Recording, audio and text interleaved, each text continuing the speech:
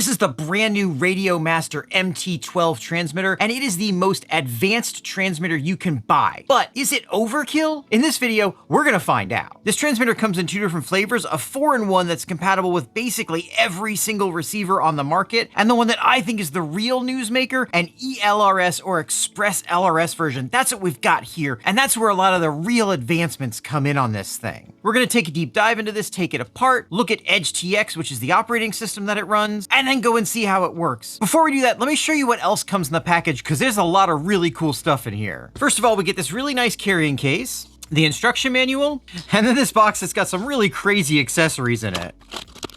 And we've got a lanyard, a USB cable, an adapter, and some switch plates. We'll talk about these in a minute as well.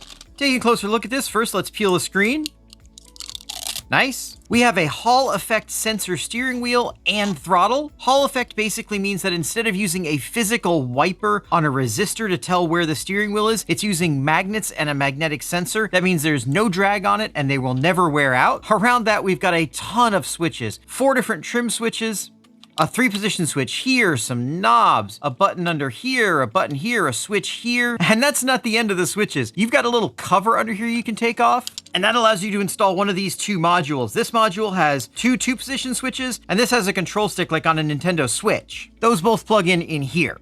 For batteries, you can go with 2 18650 batteries or a 2S LiPo. This battery compartment looks plenty big enough for those batteries.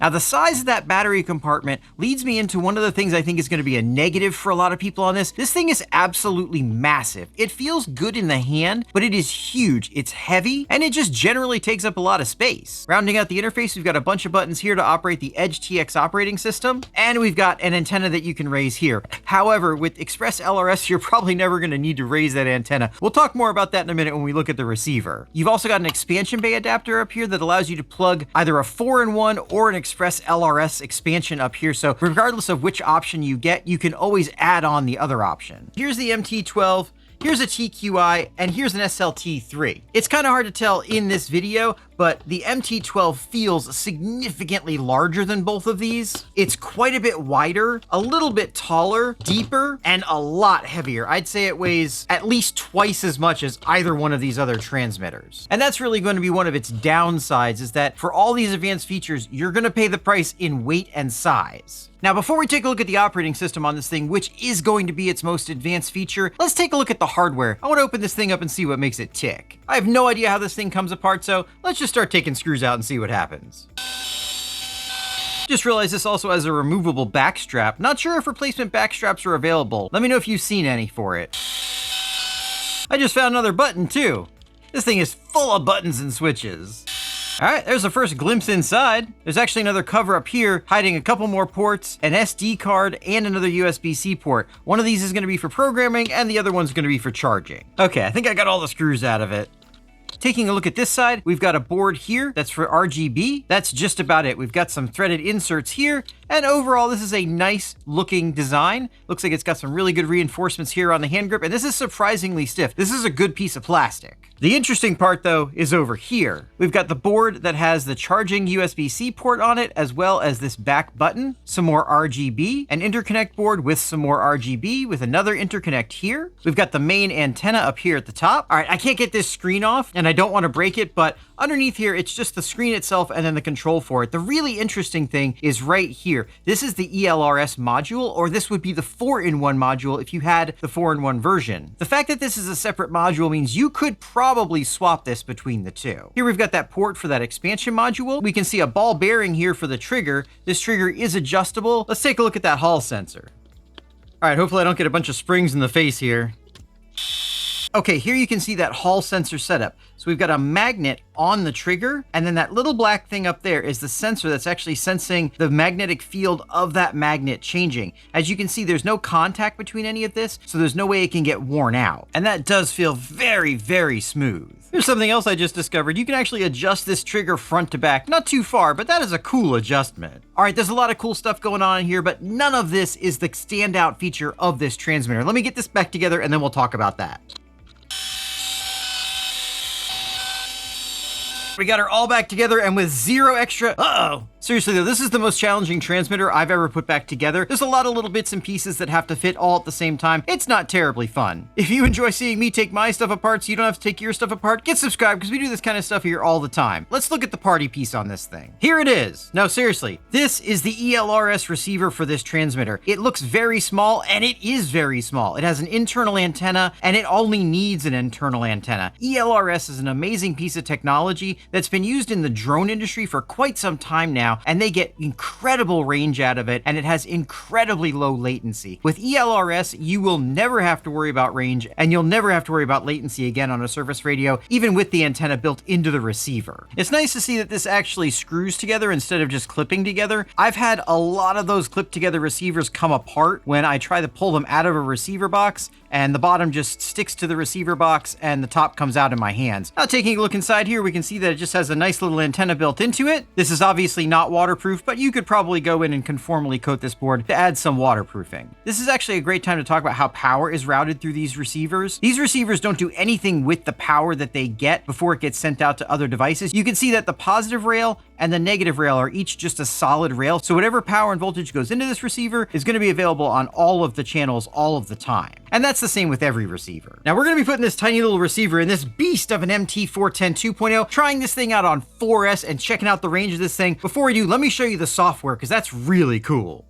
Welcome to EdgeTX. Stop. This is EdgeTX, and this is going to be the most advanced operating system for a radio you've ever used. They've been using EdgeTX and its predecessor OpenTX for many years in the drone community, and you can basically do whatever you want to on this. First of all, you want models, there is a truly unlimited number of models you can put in here. You've also got the ability to change the names, different drive modes, adjust your inputs, mix the different channels, adjust the upper and lower limits of outputs, set your curves, change the functionality of different switches, a bunch of different special functionality for the LEDs, adjust your telemetry, but that's not all. If we go in here to system, we've got 7 more pages. One of them down here on the bottom is going to be scripts. Scripts are extremely powerful in EdgeTX, and I'm sure there'll be a lot of really cool stuff that's done with them in the future. We've also got the ability to change the basic settings of the radio. Global functions, which I don't really know what are. You can run this thing with another MT12 for training. You can do calibration of hardware here, and then you can do things like update the firmware and whatnot here. Like I said, there is a ton you can do with this operating system. I'm not going to get into all of it here because there's just too much. If you're curious about it, look up EdgeTX on YouTube, get into one of their deep dive videos. You'll be amazed at what's available on here. All right, guys, enough talking. Let's get this little receiver installed. We're going to test this thing out. When we come back, I'm going to give you my thoughts on it, including all the positives and the negatives, tell you where I got mine and how you might be able to save a few bucks on yours.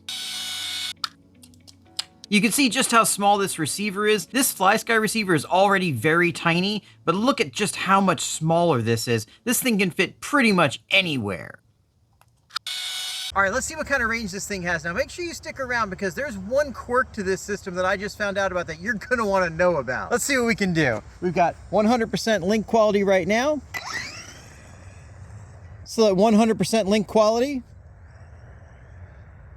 Okay, that's about as far away as I can see it. As you can see, we're still at 100% link quality. Obviously, this is not enough of a range test. Let's go do a real range test. Well, guys, I'm really glad I stopped it when I did. I lost sight of it, and this is where it ended up.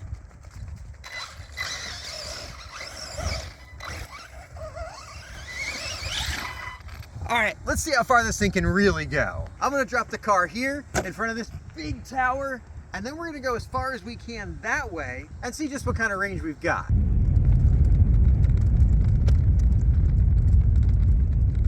All right, we are still at about 80%.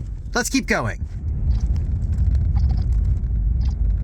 Okay guys, we are right about at the edge of reception here. You can see the tower where the RC car is. That's probably about a half a mile away. I don't think you would ever want to go any further away than that.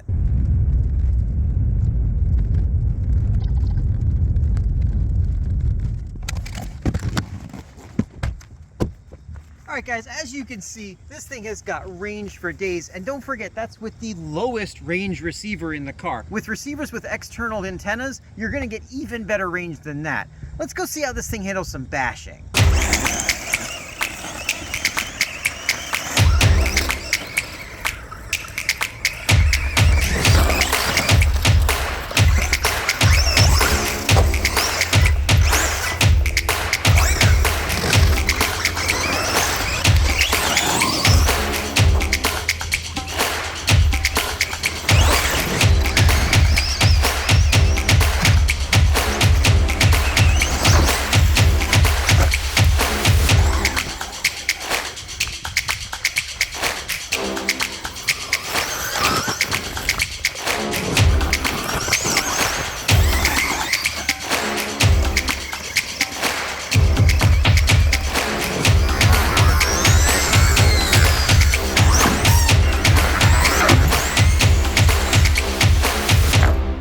we go, guys. The RadioMaster MT12 transmitter. This thing is absolutely amazing. The two different flavors give you a lot of options for the type of receivers you want to use. It's got buttons and switches and dials and lights everywhere, a ton of adjustment, and is overall very, very cool. Now, one thing I wanted to mention was that this thing is set up to have the ESC on channel 1 and the servo on channel 2. Now, obviously, that's not how most receivers are set up, so you're gonna have to make sure that you don't hook yours up backwards like I did and throw your car off the end of the table. Obviously, that can be changed in this transmitter. Again, that's the beauty of the Edge TX system. You can change basically anything you want in here. So what do I think? Is this thing worth the money? I don't know. This is $130. It's big, it's heavy, and it's got a lot of features on here that the vast majority of us are not going to use. I got mine on Banggood. I'm gonna put a link down in the description. It is not an affiliate link. Got a coupon down there too. Might save you some money, not sure. You'll have to check that out yourself. If you want the latest and greatest, if you want the best in customization, if you want to have a million options for switches and buttons and levers and dials, this could be a great option. However, if you're the kind of person that just wants to go out there and bash, personally, I would consider waiting till RadioMaster comes out with a simpler version, which they almost certainly will do. There's one other issue I have with this that may or may not be a problem for you. There's no place to mount a camera on this. To me, that's a deal breaker. If you're not recording all the time using your camera on your transmitter, that might not be a problem. So ultimately, this is an amazing transmitter. This kind of thing is the future of the hobby. However, unless you think this is super attractive and you just really want to have it, which I don't blame you, it's very cool, you might want to wait till a cheaper version of this comes out. Let me know what you think about this transmitter. Are you going to get one of these things? Are you excited about the customization that Edge TX brings? Let me know down in the comments, and when you're done, check out one of these videos.